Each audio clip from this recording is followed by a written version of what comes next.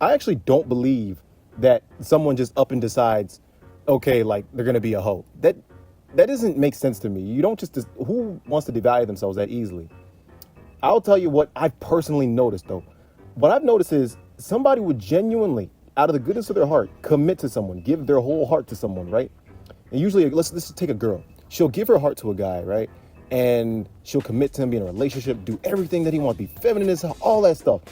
And then the relationship gets toxic. And she's so attached to him, she gave her virginity up to him, all this stuff, that she don't want to leave, but she realizes she doesn't want to stay in a situation like that. So she leaves. She leaves. And now she leaves realizing that she gave her body up to this guy, knowing that, you know, you ain't getting that back. You ain't getting that back ever, right? So what happens now is she gets afraid of, you know, giving her heart to a guy out of fear that she's gonna lose her, well, she already lost her virginity. She's gonna give her body up to another guy who won't care for her or who isn't for her, essentially. So instead of, you know, fixing problems, because a lot of people, what you need to do is fix the problem. And this goes for men and women, right? Usually what they'll do is they'll leave the relationship resenting both themselves and the person they gave their body to. And even after this relationship ends, genuinely good people could come into their lives, right?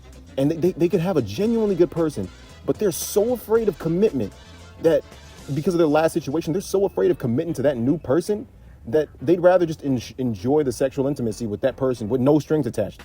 And then after a while, one or both of them is going to get annoyed or just sick of being, you know, strung along, essentially. Get it? Strings attached, strung along. They're going to be so annoyed with that. They're just like, no, like, I'm not doing this. And so they probably lose a genuinely good person or somebody with morals and standards.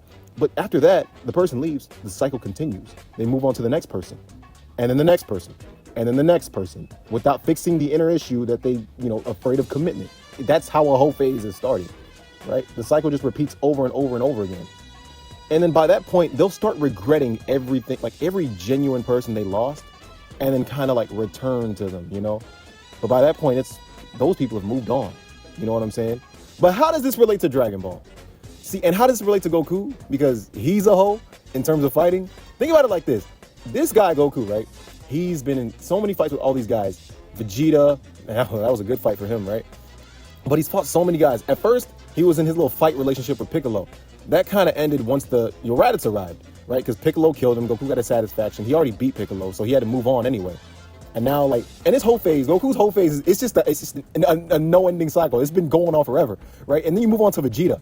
Now, his first fight with Vegeta, it's so weird how people say that, oh, Vegeta won his first fight. No, Goku, he really got destroyed.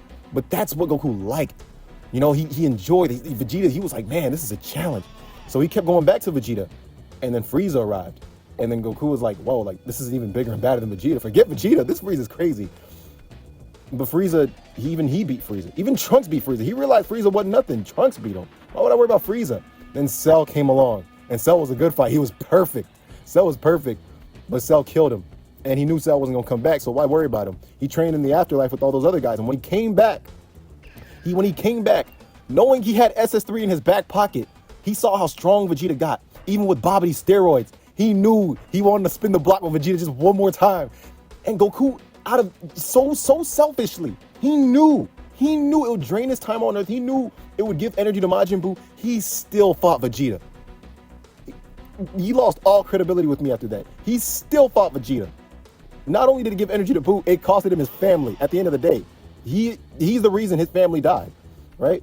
But even then, he wasn't even worried. This asshole goes and says, you know what? Okay, Vegeta's dead, but now there's this Buu. And then he starts enjoying fighting Buu. What is wrong with this guy?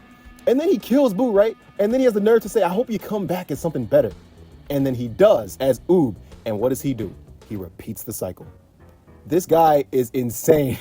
Like, he repeats the cycle with Oob. He literally abandons his family to go fight Oob.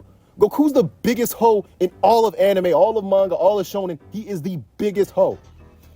And I don't even need to say it, but the cycle just continues into GT and Super. Like, it just continues, even into Daima.